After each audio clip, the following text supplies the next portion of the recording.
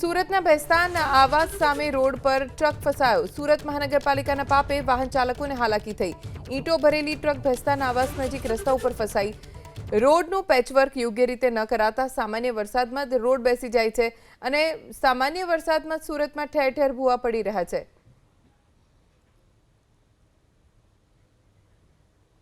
અમારા સંવાદદાતા ધનરાજ બાગલે પાસેથી વધુ જાણકારી પ્રાપ્ત કરીશું। ધનરાજ, ક્યાંક ખાડીનું પાણી ઓવરફ્લો થવાના કારણે મુશ્કેલી, ક્યાંક વરસાદ રોકાયા બાદ પાણી ભરાવાના કારણે મુશ્કેલી, ક્યાંક રસ્તો બેસી જવાના કારણે મુશ્કેલી। સુરત શહેરમાં શું સ્થિતિ વરસાદની? જી બિલકુલ, પાલિકાના પાસે આ તમામ દ્રશ્યો છે અત્યારે જોવા મળી રહ્યા છે। ક્યાંક ખાડીના પાણી સુરત શહેરમાં પ્રવેશી રહ્યા છે તો ક્યાંક ભૂવા પડવાની પરિસ્થિતિ સર્જાઈ રહી છે।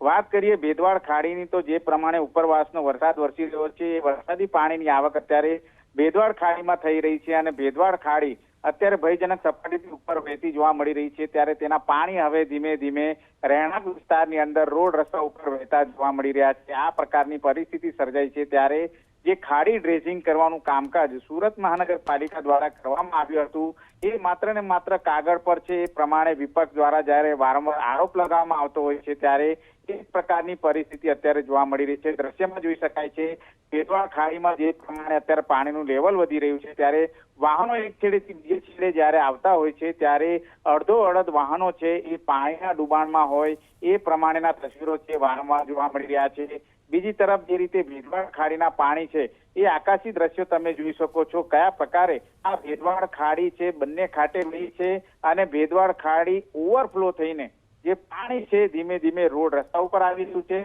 અને રોડ રસ્તા ઉપરથી થઈને અત્યારે હાલ રહેણાંક વિસ્તાર તરફ આ પાણી આગળ વધતું જોવા મળી રહ્યું છે। ત્યારે સુરત શહેરમાં જોઈ શકાય છે જે પ્રમાણે થોડો વરસાદ વરસ્યો અને જે રીતે અલગ અલગ વિસ્તારોમાં જળબંબાકારની સ્થિતિ સર્જાઈ કારણ કે ગટર મારફત આ પાણીનો નિકાલ નથી થઈ રહ્યો જેના કારણે ઠેર ઠેર પાણી ભરાયાની તસવીરો છે। બીજી તરફ ભેદવાડ ખાડી છે એ ભયજનક સપાટીથી ઉપર વહી છે ત્યારે ખાડી પૂરનું સંકટ પણ અત્યારે હાલ તોડાઈ રહ્યું છે।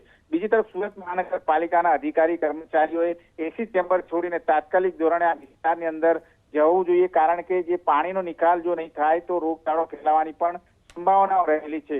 લોકો જરૂર ચિંતામાં મુકાયા છે। આકાશી દ્રશ્યો જોઈ શકાય છે ઠેર ઠેર ભેદવાડ ખાડીના પાણી અત્યારે હાલ જોવા મળી રહ્યા છે અને સવારમાં જે રીતે વરસાદ વરસ્યો હતો ત્યારે નીચાણવાળા વિસ્તારમાં પણ પાણી ભરાવાની તસવીરો જોવા મળી રહી છે। ત્યારે ચોમાસું જતું રહેશે ત્યાં સુધી આ પ્રી મોન્સૂન કામગીરી થશે કે કેમ એ અત્યારે હાલ લોકમુખે ચર્ચાઈ રહ્યું છે। બીજી તરફ લોકો સ્થળાંતર પણ થઈ રહ્યા છે। સ્વયંભૂ સ્થળાંતર કરવામાં આવી રહ્યું છે કારણ કે ટ્રેક્ટર ઉપર સવાર થઈને લોકો છે એ બહાર નીકળતા જોવા મળી રહ્યા છે।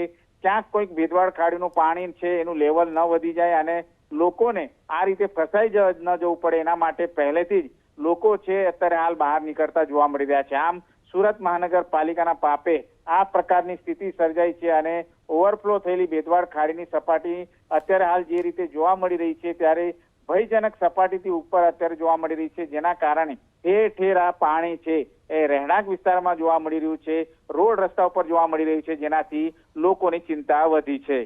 જી ધનરાજ, આભાર જાણકારી આપવા માટે।